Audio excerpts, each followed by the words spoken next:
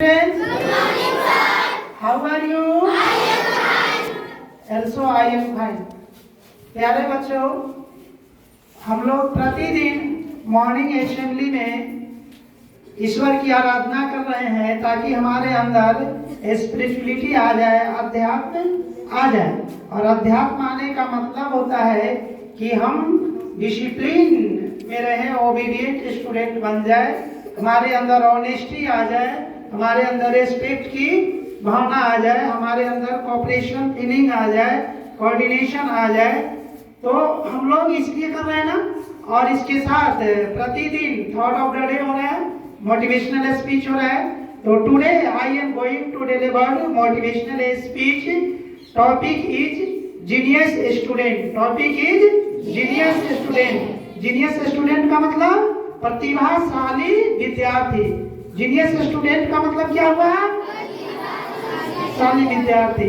तो फिर who is genius student? तो it is well said, genius students are outcome of intelligence, learning habits, punctuality and greatness. यानी वही बच्चे प्रतिभाशाली हैं जिसके अंदर आज्ञाकारिता है, डिसिप्लिन है, अनुशासन है, सीखने की आदत है। इसके अलावे सिर्फ इतने से ही जीनियसिटी आ जाती है? नहीं। जीनियस स्टूडेंट बनने के लिए आपके अंदर होना चाहिए क्रिएटिविटी होनी चाहिए। क्रिएटिविटी का मतलब क्या होता है? To create anything, to create something, यानी कुछ निर्माण करने की क्षमता होनी चाहिए ना। इसके अलावा इंटेलिजेंसी अगर आपके अंदर आता है तो भी आप प्रतिभाशाली बनते हैं। और सबसे बड़ी बात, अगर आप प्रतिभाशाली बनना चाह रहे हैं तो आपके अंदर इनोवेटिव टेम्परामेंट होना चाहिए। क्या होना चाहिए? इनोवेटिव टेम्परामेंट, यानी अन्वेषणात्मक प्रवृत्ति होना चाहिए। तो डियर स्टूडेंट, हम बात करेंगे कि what is factor affecting genius student, यानी प्रतिभाशाली बच्चों को प्रभावित करने वाले कारक कौन कौन है। क्योंकि देखा गया है मेरे प्यारे बच्चे कि बहुत सारे बच्चे जो शुरुआत में तेज होते हैं पढ़ने में, क्या होते हैं? तेज, इंटेलिजेंट, और बाद में वो क्या हो जाते हैं? धीरे धीरे कमजोर हो जाते हैं। कमजोरी नहीं, बहुत स्टूडेंट को हमने देखा है कि वो तेज था शुरुआत में लेकिन वो फेलुअर हो गया, यानी वो सक्सेस नहीं किया। इसका मतलब है कि उसकी प्रतिभा को प्रभावित किया। वो कौन से कारक हैं, वो कौन से फैक्टर हैं जो जीनियस स्टूडेंट को इफेक्ट करते हैं? तो ध्यान से सुनिए। पहला जो फैक्टर इफेक्टिंग ये एलिमेंट है, यानी जीनियस स्टूडेंट को प्रभावित करने वाले कारक, वो है लर्निंग इन्वायरमेंट। Learning environment. और लर्निंग इन्वायरमेंट का मतलब क्या हुआ? Learning environment of the school, learning environment of the family, learning environment of my house, learning environment of society. यानी लर्निंग इन्वायरमेंट, जो सीखने का जो वातावरण है, वो अगर अच्छा है तो आप प्रतिभाशाली बने रहेंगे।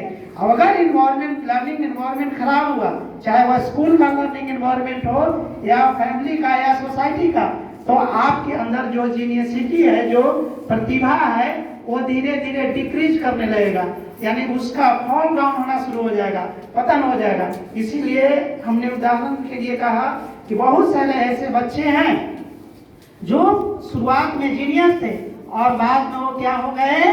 फेलुअर। तो ये फैक्टर के कारण है। दूसरा जो फैक्टर इफेक्टिंग जीनियस स्टूडेंट की बात करते हैं वो है लर्निंग हैबिट। वो क्या है?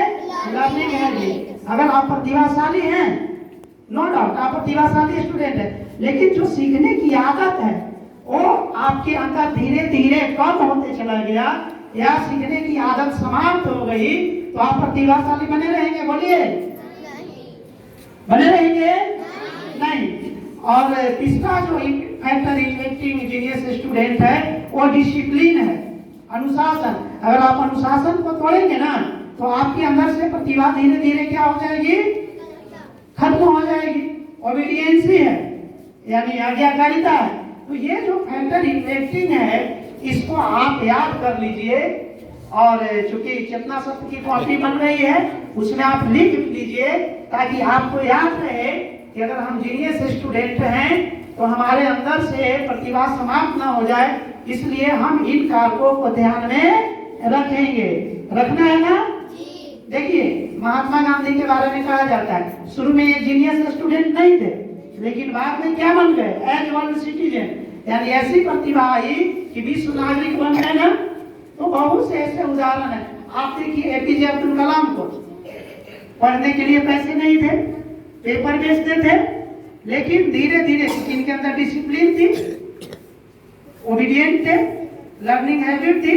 वो देखिए कि पायलट के इंटरव्यू देने गए थे ना, और 9 को थे, 8 का सिलेक्शन हो गया, मात्र 9 ही थे इंटरव्यू देने वाले, जिसमें एपीजे अब्दुल कलाम भी थे। यानी 8 का हो गया और फेल कौन किए? एपीजे अब्दुल कलाम। इसका मतलब क्या हो गया कि इनसे ज्यादा प्रतिभाशाली वो 8 थे, 9 जो फेल कर गए, लेकिन इनके अंदर प्रतिभा थी ना, जीनियस ये स्टूडेंट थे। ये फैक्टर इफेक्टिव जीनियस स्टूडेंट को ध्यान में रखते थे कि हम फेल जरूर हो गए हैं, लेकिन हमारे अंदर ओबीडियंसी है, डिसिप्लिन है, लर्निंग हैबिट है, इनोवेटिव टेम्परामेंट है, और एक दिन ये क्या बन गए? सर्वोच्च नागरिक बन गए ना। बोलिए, सर्वोच्च नागरिक। इनसे ऊपर अभी कौन है जी? हालांकि अब तो ये स्वर्ग सिद्धार्थ है, लेकिन आज ये जीवित है ना, APJ Abdul Kalam, doctor APJ Abdul Kalam. तो कहने का मतलब है कि आपके अंदर प्रतिभा है, ऐसा नहीं है बाबू। कोई एक नाम आप लोग बता दो कि जो जन्म लिया प्रतिभाशाली बनकर, कोई ऐसा नाम है इतिहास में जो जन्म से ही प्रतिभाशाली